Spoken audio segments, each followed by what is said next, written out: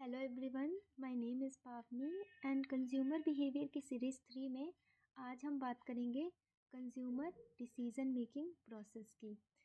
तो consumer decision making process क्या होता है? कंज्यूमर द्वारा किसी गुड्स का परचेज एक निश्चित प्रक्रिया के अंतर्गत की जाती है और वह निश्चित प्रक्रिया किस तरह की होती है? एक चरणबद्ध तरीके से होती है कि एक स्टेप आपने परफॉर्म किया, देन आप नेक्स्ट स्टेप में जाओगे, उसके बाद आप नेक्स्ट स्टेप में जाओगे और फिर ऐसे ही स्टेप्स को आप पार करते हुए आप अपने फाइनल डिसीजन की तरफ जाओगे। तो जो आपका कंज्यूमर होता है वो अपनी आवश्यकता की गुड्स और सर्विसेज को परचेज़ करना चाहता है, ठीक है? और इसलिए किसी भी प्रकार के गुड्स एवं सर्विसेज की परचेज डिसीज़न के समय जो प्रक्रिया होती है वो आपकी समान नहीं होती है। एग्जाम्पल के लिए अगर हम देखें तो जो परचेज डिसीज़न प्रक्रिया आप क्या करोगे, toothpaste, shaving cream, bread butter, pen pencil आदि के लिए जो आप एक्सेप्ट करोगे, वही कंज्यूमर डिसीजन मेकिंग प्रोसेस आप किसी इलेक्ट्रॉनिक उपकरण, कंप्यूटर या कार खरीदने के लिए नहीं अपनाओगे। कभी कभी क्या होता है, गुड्स की जो नेचर होता है, जो फीचर होता है और जो उसका प्राइस होता है, वो महत्व के अनुरूप जो आपकी परचेज डिसीजन प्रक्रिया होती है वो आपकी चेंज होती रहती है।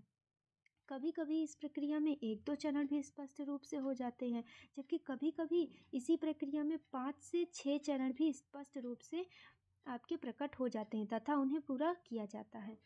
तो आपका कंज्यूमर डिसीजन मेकिंग प्रोसेस हम यहाँ पर कॉमन 7 स्टेप्स के लेकर के कंटेक्स्ट में हम बात करेंगे।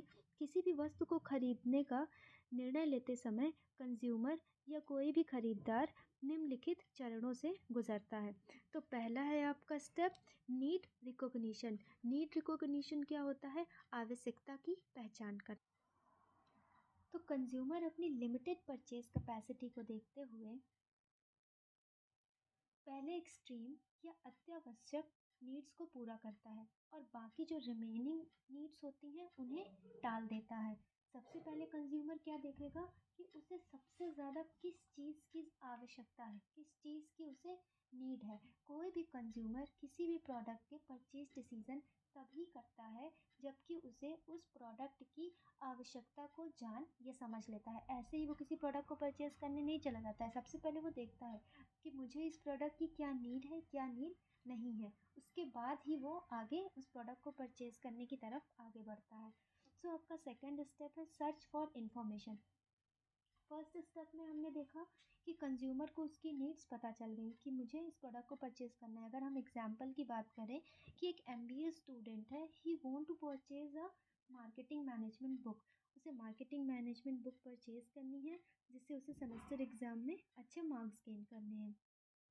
तो सबसे पहले क्या करेगा, अपनी नीड को देखेगा। तो कंज्यूमर की नीड क्या है कि उसे सेमेस्टर एग्जाम में पास होना है, अच्छे मार्क्स गेन करने हैं। सेकेंड स्टेप में हम क्या देखेंगे, सर्च फॉर द इंफॉर्मेशन। वही एमबीए स्टूडेंट, अब मार्केट में तो बहुत सारी आपकी एमबीए मार्केटिंग मैनेजमेंट्स की बुक अवेलेबल होंगी।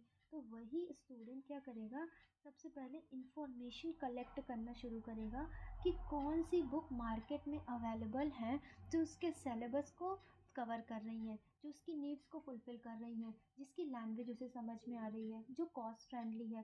तो एग्जांपल के लिए उसने लिस्ट कर लिया फिलिप कोटलर की बुक, सीआर कोठारी की बुक और टीएन छाबड़ा की बुक। उसने इन 3 बुक को लिस्ट कर लिया और फिर इनके बारे में जानकारी एकत्र करना शुरू कर दिया। थर्ड स्टेप है आपका pre purchase evaluation decision.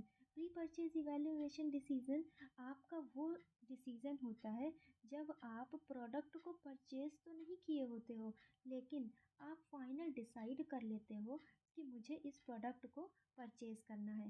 Pre purchase evaluation decision को हम क्या कहते हैं साथ में, कि हम अल्टरनेशन ऑफ अल्टरनेटिव कर देते हैं, चूजिंग द बेस्ट अल्टरनेटिव।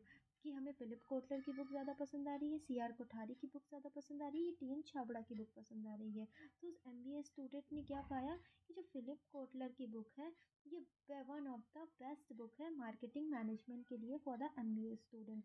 तो वो अपने मन में डिसाइड कर लेता है कि मुझे ये मार्केटिंग मैनेजमेंट की बुक जो कि फिलिप कोटलर के द्वारा लिखी गई है, इसे मुझे परचेज़ करना है। नेक्स्ट आपका फोर्थ स्टेप हो जाता है परचेज डिसीजन। परचेज डिसीजन क्या होता है, खरीद निर्णय खोज और इवैल्यूएशन के आपके जो स्टेप्स होते हैं उसका आपका लास्ट डिसीज़न होता है। पिछले स्टेप्स में कंज़्यूमर अपनी पसंद और नापसंद को विकसित कर चुका होता है। कभी-कभी किसी कारण विशेष से उपभोक्ता अपनी सर्वाधिक मनपसंद ब्रांड नहीं खरीद पाता है। कभी-कभी ग्राहक केवल परीक्षण करने के लिए ही नया गुड्स परचेज़ कर रहा होता है, ठीक है? तो इसलिए परचेज़ डिसीज़न में क्या होता है कि हम फाइनल परचेज़ डिसीज़न ले चुके होते हैं और प्रोडक्ट को शॉपकीपर के पास जाते हैं, ऑनलाइन जाते हैं या ऑफलाइन जाते हैं और पेमेंट करते हैं और प्रोडक्ट को परचेज़ करके अपने पास ले आते हैं। फिफ्थ है हमारा कंजम्पशन। कंजम्पशन में क्या होता है कि हम उस प्रोडक्ट को फाइनल यूज़ करना स्टार्ट करते हैं। उसे जो हमारी नीड्स हैं उन्हें फुलफ़िल करना स्टार्ट करते हैं। अब हमने मार्केटिंग मैनेजमेंट की बुक देखी, अब हम उसे पढ़ना स्टार्ट करेंगे। उसकी लैंग्वेज हमें समझ में आ रही होगी, जो एग्जाम्पल्स वगैरह होंगे वो अंडरस्टूड होंगे, जो उसकी राइटिंग वगैरह होगी, प्रिंटिंग वगैरह होगी वो बहुत अच्छी सी है। तो कंजम्पशन में हमने क्या पाया कि हमें तो प्रोडक्ट बहुत अच्छा लगा। तो पोस्ट कंजम्पशन इवैल्यूएशन, इसमें क्या होता है कि अगर हमें प्रोडक्ट बहुत अच्छा लगा है, हमारी नीड्स को फुलफ़िल किया है, तो हम क्या हो जाएंगे, सेटिस्फाइड हो जाएंगे और रिपीट परचेज़ करेंगे। अगर प्रोडक्ट हमें यूज़ में अच्छा नहीं लगा है, हमारी नीड्स को फुलफ़िल नहीं किया है, हमने एक गलत डिसीज़न ले लिया है, तो ये किस में आ जाएगा, आपका डिससैटिस्फैक्शन में आ जाएगा। तो ये आपके कंज्यूमर डिसीजन मेकिंग के स्टेप बाय स्टेप प्रोसेस होते हैं जो कि आपके इंटरनल और एक्सटर्नल इन्फ्लुएंसेस से अफेक्ट होते हैं। अब इंटरनल इन्फ्लुएंसेस क्या होता है? इंटरनल इन्फ्लुएंसेस या फिर आपका साइकोलॉजिकल इन्फ्लुएंसेस। साइकोलॉजिकल इन्फ्लुएंसेस क्या होता है?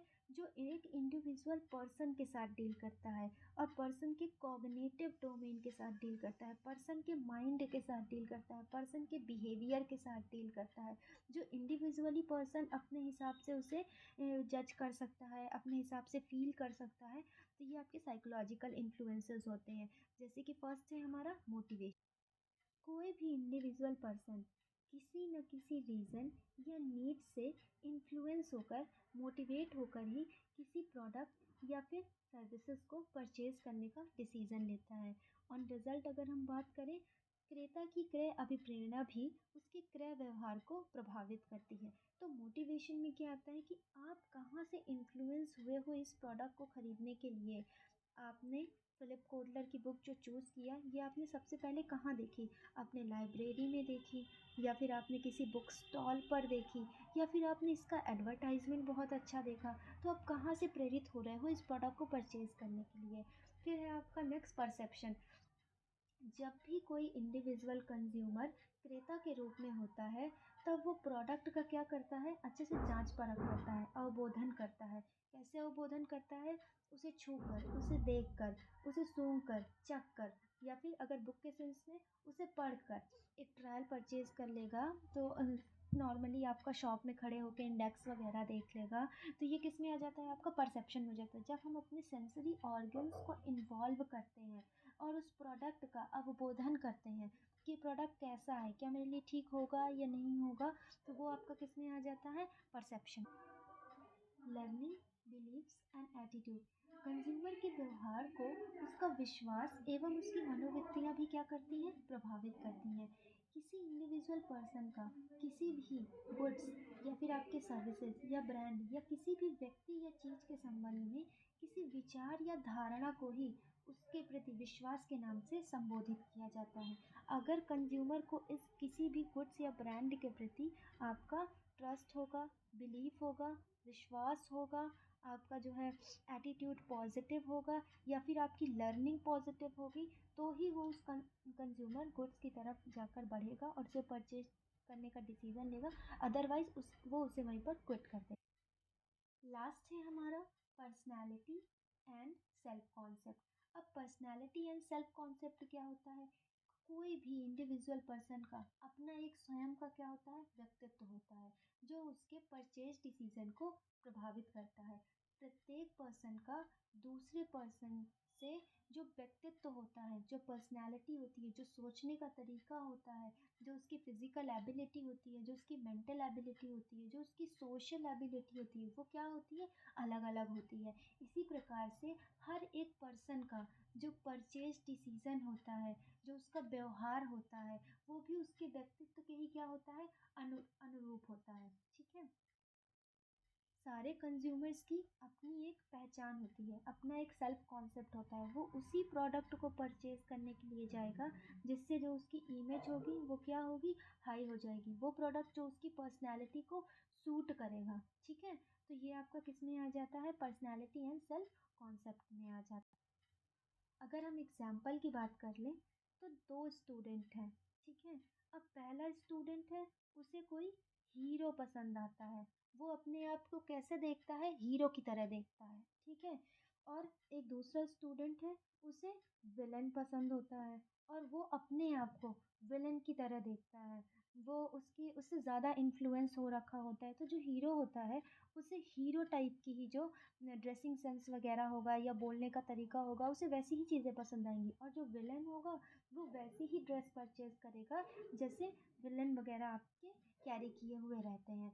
तो जो जैसा ही हमारा पर्सनल टेस्ट प्रेफरेंस होता है, हमारी पर्सनैलिटी होती है, जैसा हमारा सेल्फ कॉन्सेप्ट होता है, जो हमारी स्वतः धारण या स्व इमेज होती है, स्व छवि होती है, तो वो हमारी पसंद नापसंद से इन्फ्लुएंस होती है। नेक्स्ट है हमारा एक्सटर्नल इन्फ्लुएंसेस। अब एक्सटर्नल इन्फ्लुएंसेस क्या होते हैं, वो इन्फ्लुएंसेस जो बाहरी तत्व से प्रभावित करते हैं हमारे परचेज डिसीजन मेकिंग प्रोसेस को।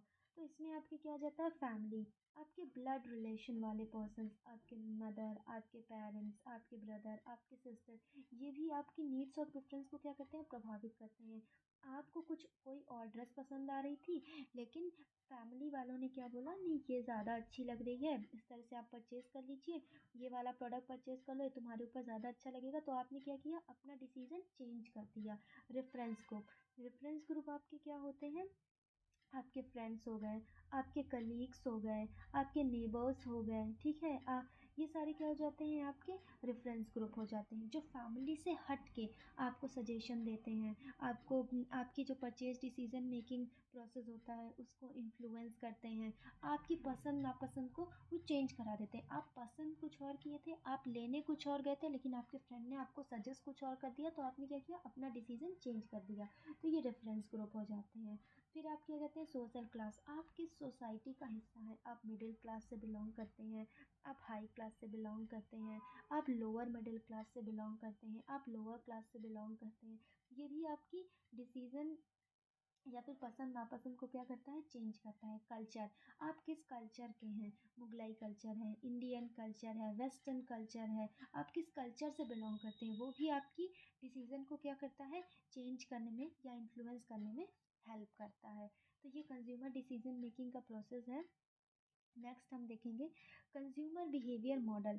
सो there are two types of model in the consumer behavior. First is the traditional model and second is the contemporary और modern model। अब ये मॉडल्स क्या होते हैं, ये जो आपके मॉडल्स हैं ये आपके टू कैटेगरीज में डिवाइड किए गए हैं। पहला ट्रेडिशनल और सेकंड है आपका मॉडर्न मॉडल।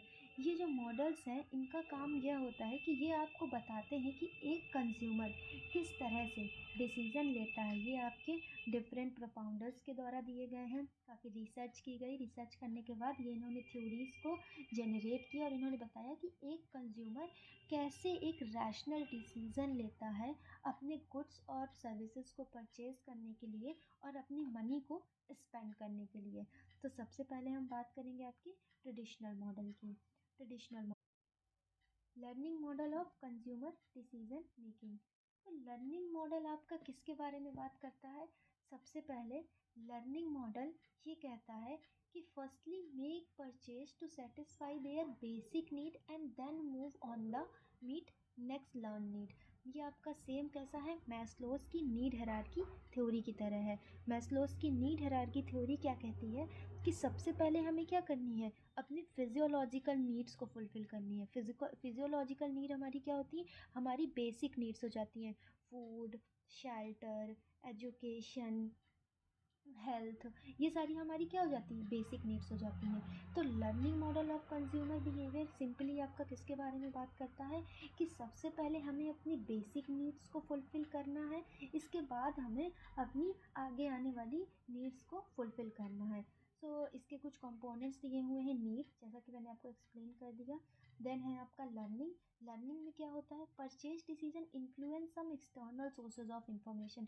जो हमारा परचेज डिसीजन होता है ये इन्फ्लुएंस होता है, प्रभावित होता है कुछ एक्सटर्नल प्रोसेस से। अब एग्जांपल के लिए हम बात करें कि हमने कहीं कोई एडवर्टीजमेंट देखा था किसी प्रोडक्ट के रिगार्डिंग, तो हमें क्या लगेगा कि हाँ नहीं, इस प्रोडक्ट के बारे में तो मैं जानता हूँ, इसके बारे में मैंने एडवर्टीजमेंट देखा है, तो हाँ मैं इसे परचेज़ कर सकता हूँ। या फिर मैंने कभी अपने फ्रेंड से इस प्रोडक्ट के बारे में सुना था, तो हाँ ये मेरे लिए नोन है। हो सकता है ये प्रोडक्ट अच्छा हो, इसकी क्वालिटी अच्छी हो, हमने इस प्रोडक्ट को पहले जान रखा है, ये हमारे लिए एकदम इम्पल्स नहीं है, एकदम अननोन नहीं है। तो ये क्या हो जाता है, आपका लर्निंग हो जाता है। नेक्स्ट है हमारा रेनफोर्समेंट। रेनफोर्समेंट का क्या मतलब होता है, एक तरह से रिपीटेशन, ठीक है। रेनफोर्समेंट के केस में क्या होता है, अगर हमने पहले इस प्रोडक्ट को यूज़ करके रखा है कभी पास्ट में, और उसके बाद हम उसे रिपीट परचेज़ करने जा रहे हैं, इट मीन्स कि हमें उससे पॉजिटिव फीडबैक मिला होगा, तभी हम उसे रिपीट परचेज़ करने के लिए क्या कर रहे हैं, आगे बढ़ रहे हैं। तो it could also be a positive consequence of A product. Reinforcement में ये होता है कि हम वापस से रिपीट परचेज़ करने जा रहे हैं, हमने पास में एक बार परचेज़ किया था, दूसरी बार परचेज़ किया था, और हम थर्ड टाइम उस प्रोडक्ट को यूज़ करने जा रहे हैं, क्योंकि हमें पता है कि इसका पॉजिटिव फीडबैक है, ये मेरी नीड्स को फुलफ़िल कर रहा है। नेक्स्ट है हमारा motivation. Certain motivations can influence the buying behaviour of the consumer. It's the belief of the consumer that they will satisfy by buying that product. अब मोटिवेशन में क्या होता है कि मोटिवेशन में कंज्यूमर को ये विश्वास है, कंज्यूमर को ये पता है कि जो मैं प्रोडक्ट परचेज़ करने जा रहा हूँ ये क्या करेगा, मेरी नीड को फुलफिल करेगा, ठीक है। This motivation can be intrinsic such as satisfaction of complying a target. This could be also extensive such as winning a lottery. अब ये मोटिवेशन किस तरह से काम करता है, इंट्रिंसिक। इंट्रिंसिक मतलब इंटरनली, और एक्सटेंसिंग, एक्सटेंसिंग मतलब कि आपका एक्सटर्नली। आपने इस प्रोडक्ट को पहले परचेज़ किया और आप सेटिस्फाई थे, तो ये किस में आ गया, इंट्रिंसिक में आ गया। इंट्रिंसिक का सिंपली मीनिंग क्या है आपका, इंटरनल। और एक्सट्रिंसिक किसके बारे में बात करता है कि आपने इस प्रोडक्ट को जब परचेज़ किया था तो साथ में आपको कोई ऑफ़र मिला था, कोई आपने by one get one product मिला था, कोई सैम्पल प्रोडक्ट यूज़ करने के लिए मिला था, या फिर कोई एक इसके साथ आपको एक लॉटरी कूपन मिला था। तो ये क्या हो गया, एक्सट्रिंसिक हो गया, मोटिवेशन हो गया परचेज़ करने का। आप क्यों परचेज़ करने जा रहे हो, या तो आप उस प्रोडक्ट की नीड है, आप सेटिस्फाइड हो, या फिर आपको कोई किसी तरह का लालच आ रहा है कि आप इस प्रोडक्ट को लेने जा रहे हो, एक के साथ एक फ्री मिल रहा है, चलो इस प्रोडक्ट को लेकर आते हैं। तो ये क्या आ गया, आपका एक्सट्रिंसिक मोटिवेशन में आ गया। नेक्स्ट है हमारा psycho analytical model of the consumer behaviour. Psycho analytical model of consumer behaviour हमारा किसने दिया था, ये हमारा सिगमंड फ्रूड ने दिया था। अब इनका मानना क्या था कि जो हमारा माइंड होता है यह तीन तरीके से काम करता है। जब भी एक कंज्यूमर परचेज डिसीजन की बात करता है तो जो उसका अनकॉन्शियस फैक्टर होता है ह्यूमन बिहेवियर का, वो एक रैशनली क्या करता है, थिंकिंग करता है कि वो इन तीन आपके अनकॉन्शियस जो स्टेजेस दी हुई हैं उससे गुजरता है, देन वो उस प्रोडक्ट को परचेज़ करता है। तो फर्स्ट है यहाँ पे क्या, इड। इड कैसा होता है, इड एक इम्पल्सिव नेचर का होता है। इम्पल्सिव का क्या मतलब होता है, आपने बिना सोचे समझे किसी प्रोडक्ट को परचेज़ कर लिया। आप नॉर्मली जा रहे थे, आप सिर्फ वॉक करने जा रहे थे, मॉर्निंग वॉक पे जा रहे थे, अचानक से आपको क्या दिख गया, ब्रेड दिख गया, आपको नीड नहीं थी, आपने सोचा नहीं था, और बस आपने क्या किया, आपने परचेज़ कर लिया कि अरे चलो ले चलते हैं, घर पे यूज़ तो हो ही जाएगी। ये क्या हो गया, इम्पल्सिव परचेज़ हो गया। आपने सोचा नहीं, आपको बस अचानक से दिखा, आपके माइंड में आया और आपने उस प्रोडक्ट को क्या किया, परचेज़ कर लिया। तो जो इड आपका होता है ये एक तरह की आपकी चाइल्डविश टाइप की होती है। I want to do that now, मुझे जो चाहिए वो चाहिए ही चाहिए और इसी वक्त चाहिए। तो जो इड नेचर होता है, part of the mind that seeks immediate gratification. Immediate इसे प्रोडक्ट क्या चाहिए ही होता है, इमीडिएट उसे उस प्रोडक्ट को क्या करना होता है, यूज़ करना होता है। तो मोस्टली ये किसके साथ डील करता है, ये एक प्लेजर प्रिंसिपल के साथ डील करता है। और मोस्ट ऑफ द टाइम जब हम सिर्फ इड के साथ अपने माइंड को यूज़ करते हैं और डिसीजन लेते हैं, तो ये क्या होता है, हमें थोड़ा पेन से गुजरना होता है। कैसे पेन से गुजरना होता है, क्योंकि हम बिना सोचे समझे कुछ भी प्रोडक्ट को परचेज़ कर लेते हैं, ना उसकी क्वालिटी देखते हैं, ना फीचर देखते हैं, बस हमें वो एक बाहर से अच्छा लगा, हमने उसे परचेज़ कर लिया, या उसका प्राइस कम था तो हमने परचेज़ कर लिया। हम ओनली वन फैक्टर देखते हैं और प्रोडक्ट को परचेज़ कर लेते हैं। नेक्स्ट है हमारा ego, the conscious part of the mind that mediates between the id and the super ego. Ego आपका इड और सुपर ईगो की तरह एक ब्रिज की तरह काम करता है, एक मीडिएटर की तरह काम करता है। The ego balance reality with the demand of the id and the super ego. जो ईगो होता है ये रियलिटी के साथ डील करता है, और जो आपकी इड होता है और डिमांड कर रहा होता है। इड ने बोला कि ब्रेड परचेज़ कर लो, बढ़िया ताज़ी है और प्राइस भी क्या कम है इसकी। ईगो ने क्या बोला कि नहीं, ब्रेड अभी परचेज़ मत करो, सबसे पहले देख लो क्या इसकी नीड है, या फिर इसके फीचर्स देख लो, प्राइस देख लो, कहीं ऐसा तो नहीं है एक्सपायर ब्रेड वगैरह मिल रही है। तो ईगो क्या करता है, एक तरह से छानबीन करता है, एक तरह से रैशनली सोचने की कोशिश करता है कि ज़रूरी नहीं, अगर तुम्हें इस प्रोडक्ट की नीड नहीं है तो भले ही इसका प्राइस कितना भी कम क्यों ना हो, भले ही इसकी क्वालिटी कितनी अच्छी हो, मत परचेज़ करो। तो ये क्या हो जाता है, ईगो में आ जाता है। ईगो का क्या प्रिंसिपल होता है, maybe we can compromise. हाँ, हम कॉम्प्रोमाइज़ कर सकते हैं, हमें इस प्रोडक्ट की नीड नहीं है, मत खरीदो इसे। लास्ट है आपका super ego. Super ego the moral consistence of the enforces societal and parental standard. The superego is established through the identification with the parental figure और social group. Superego क्या होता है, एक तरह से आपके parental figure या फिर social के साथ डील करता है। parenting nature कैसा होता है, जैसे पेरेंट्स होते हैं हमारे, कि जो सही है आप वो करो, जो आपको सही लग रहा है, जो एथिकली सही है, जो मोरली सही है, उसके साथ आपको सही है वही आपको करना है। तो सुपर ईगो आपका किसके साथ डील करता है, एक पैरेंटल फिगर के साथ डील करता है, कि जो सही है, एथिकल है, हर तरह से रैशनल थिंकिंग करो। इड और ईगो के बात में मत आओ, आपको देखना है कोई भी चीज़ जो मोरली क्या है, रॉन्ग है, लेकिन आपके लिए सही है, आपको वो नहीं करना है, क्योंकि वो मोरली और एथिकली क्या है, रॉन्ग है।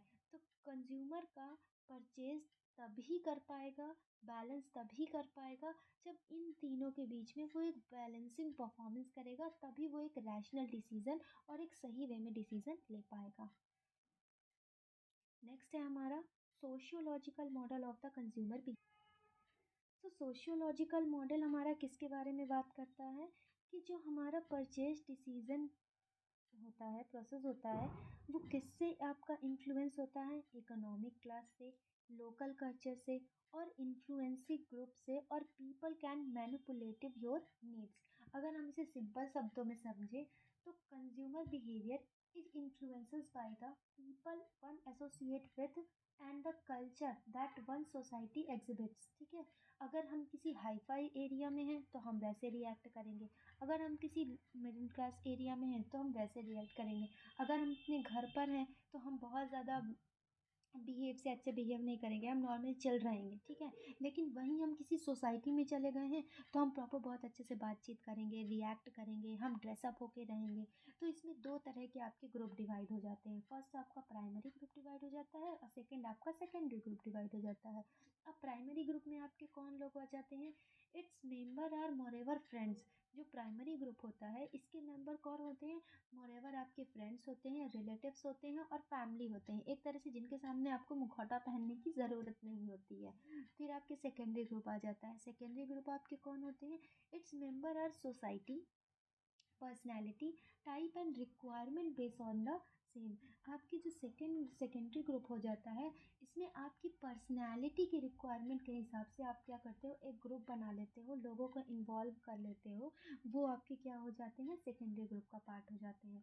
तो जो सोशियोलॉजिकल मॉडल होता है, इसमें आपके फ्यू प्रिंसिपल्स काम करते हैं, कौन कौन से, cultural impact, culture set norms for the social people. जो कल्चर होता है ये क्या करता है, एक तरह का बाउंडेशन क्रिएट करता है आपके सोशल पीपल के लिए। अगर हम एग्जाम्पल की बात करें तो जो हिंदूज़ वगैरह की मैरिज होती है, इसमें क्या होता है कि रेड कलर का आपका गाउन या फिर लहंगा वगैरह ब्राइड आपकी कैरी करती है, ठीक है।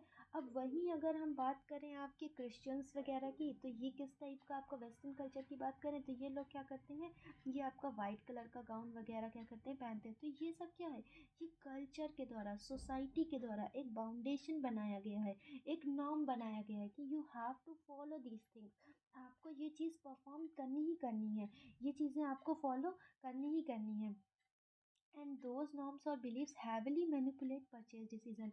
वही चीज़ कि ये जो नॉर्म्स सेट किए गए हैं ये आपके डिसीजंस को क्या करते हैं, चेंज कर देते हैं, मैनिपुलेट कर देते हैं।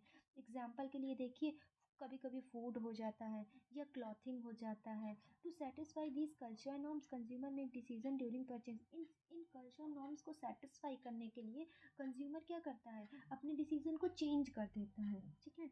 नेक्स्ट है हमारा इकोनॉमिकल क्लासेस। इकोनॉमिकल क्लासेस क्या होता है, it is a ranking system is very common in the any society. ये एक तरह का क्या है, रैंकिंग सिस्टम हो जाता है। रैंकिंग सिस्टम किस तरह से हो जाता है कि ये आपके हो गए हाई मिडिल क्लास टाइप के लोग, जहाँ पर क्या होगा कि ये आपकी जो इनकी एक्सपेंडिंग होगी, जो इनका एक्सपेंडिचर होगा वो क्या होगा, बहुत ज़्यादा लेवल पर होगा। हाई ब्रांड प्रोडक्ट्स यूज़ करेंगे, ठीक है, लोकल ब्रांड्स प्रोडक्ट को ये यूज़ नहीं करेंगे, इंटरनेशनल ब्रांड्स को प्रोडक्ट को यूज़ करेंगे।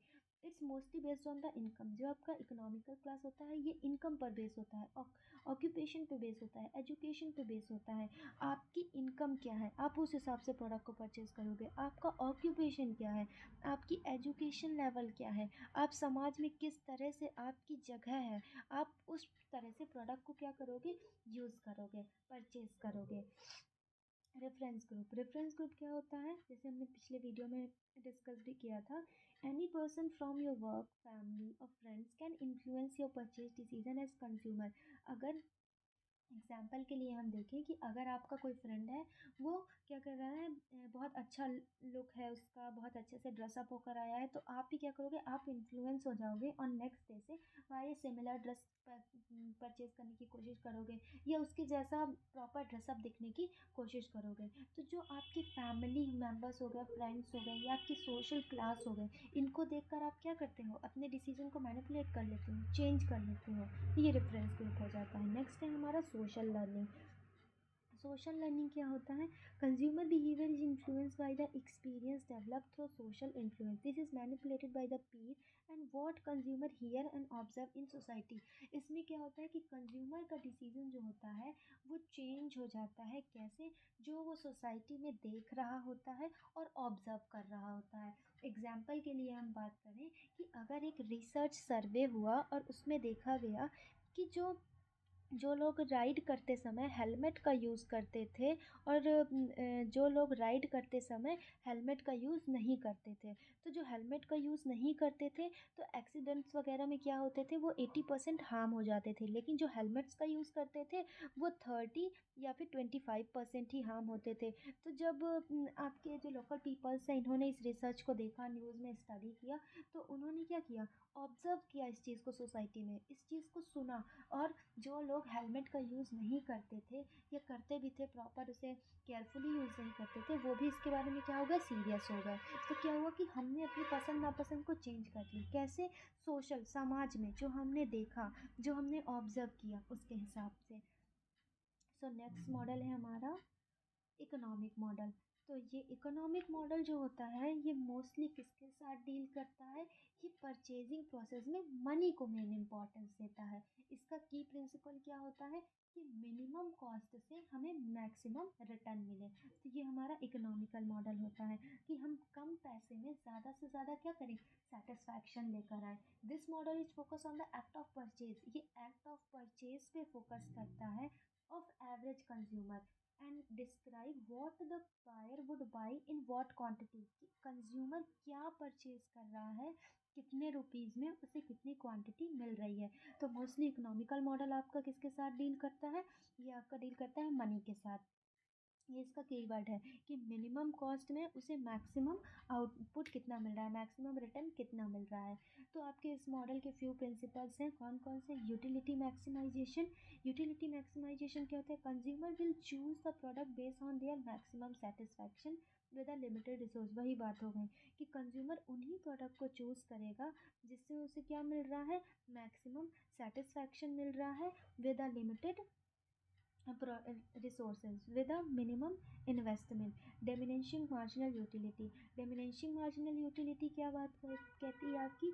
This suggests that the consumer purchase additional goods for greater satisfaction. Consumer क्या करता है, कभी कभी ज़्यादा सेटिस्फैक्शन पाने के लिए कुछ एडिशनल गुड्स को भी परचेज़ कर लेता है, कॉम्बिनेशन में गुड्स को क्या करता है, परचेज़ कर लेता है। जैसे कुछ रुपीज़ की उसने टी परचेज़ कर ली, कुछ रुपीज़ की उसने कॉफ़ी परचेज़ कर ली, कुछ रुपीज़ की उसने, अगर उसका बजट था 200 रुपीज़ का, तो वो 100 रुपीज़ का उसने पिज़्ज़ा परचेज़ कर लिया और 100 रुपीज़ का उसने आपका वड़ा पाव वगैरह परचेज़ कर लिया। तो ये क्या किया कि हम यहाँ पर टू कॉम्बिनेशन के गुड्स को लेकर चल रहे हैं अपनी नीड्स को हायर सेटिस्फाई करने के लिए।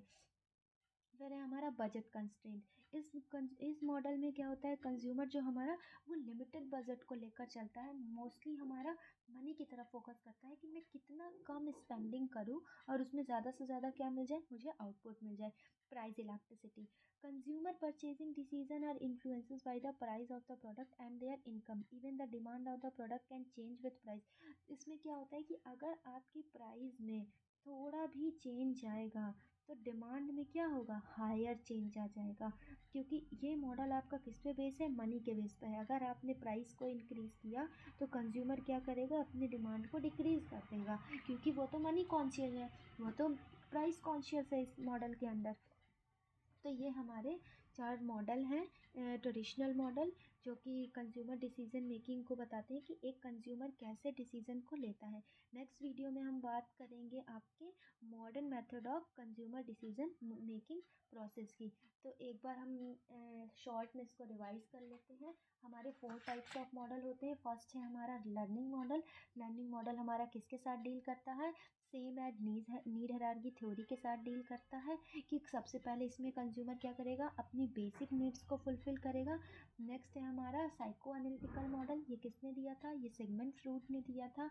ये किसके साथ डील करता है, सिगमंड फ्रूड जी ने बताया कि जो हमारा माइंड है वो 3 तरीके से काम करता है, इड, ईगो और सुपर ईगो। जब हम इन तीनों के बीच में एक प्रॉपर बैलेंस बना पाएंगे तभी जाकर हमें क्या मिलेगा, एक प्रॉपर डिसीजन मिलेगा। फिर हमारा sociological of consumer behaviour. Sociological model हमारा किसके साथ डील करता है, ये हमारा कल्चर के साथ, सोसाइटी के साथ, ये सोशल ग्रुप के साथ डील करता है। और लास्ट है हमारा इकोनॉमिकल मॉडल। इकोनॉमिकल मॉडल किसके बारे में डील करता है, ये मनी कॉन्शियस है, ये पैसे को वैल्यू देता है। तो ये हमारे 4 टाइप्स ऑफ मॉडल हो गए कंज्यूमर डिसीजन मेकिंग प्रोसेस के। जो बच्चे हिंदी में पढ़ना चाहते हैं उनके लिए हिंदी में भी स्लाइड अवेलेबल है, तो वो हिंदी से अपनी नोट्स वगैरह बना सकते हैं। Thanks for watching, do like share and subscribe. Thank you.